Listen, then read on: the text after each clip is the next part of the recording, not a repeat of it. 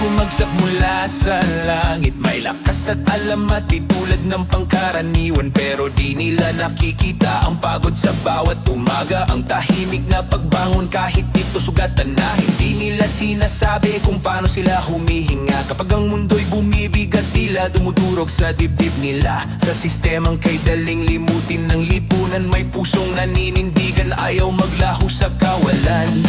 At kung walang pumapansin, walang yumayakap, may tinig sa loob na aawit, tatayo, lalaban tayo.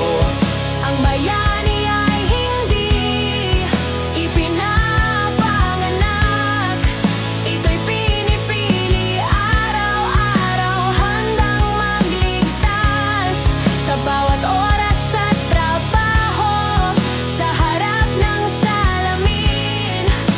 Ang laban ay buhay at patuloy naming yayakapin. Ang tapang ay di nasusukat sa lakas ng sigaw, kundi sa pananatili kahit nanginginig ang galaw. Umiiyak din kami, naghihilo, muling tatayo at aming pinagmamalaki. Ang dahil ang bayani ay hindi ipinapanganak, ito'y pinipili sa malasakit, sa tapat na yakap. Di kailangan ng digmaan para maging matatag, ang araw-araw na buhay ay sapat ng larangan ng tapang.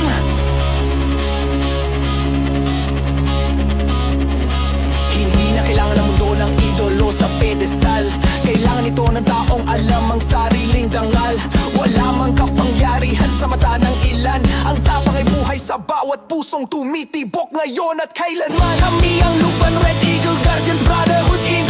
Kamabuong buhay kahit bukas ay tiyak, kung ang mundo'y gustong kaming burahin, sa katahimikan sabay sa baday naming isisigaw, nandito pa rin kami.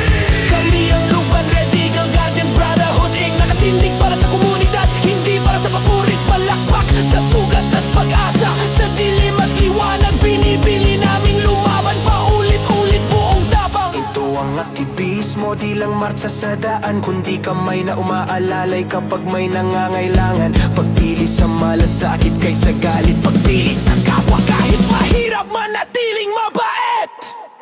Sa pagtingin sa isa't isa, doon nagsisimula ang bago. Sa pagyakap sa sarili, muling binubuo ang tao. At kung minsan ay tila nag-iisa ka sa laban, makinig ka kapatid, hindi ka nag-iisa kailanman.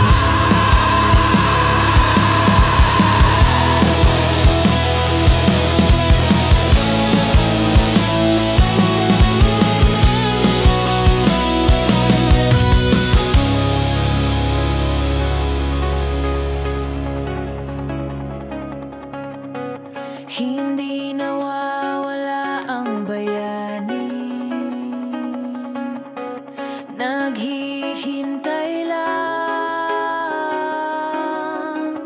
sa loob ng bawat kapatid na tumatangging maglaho, sa loob ng Luban Red Eagle Guardians Brotherhood Inc. Sa loob natin.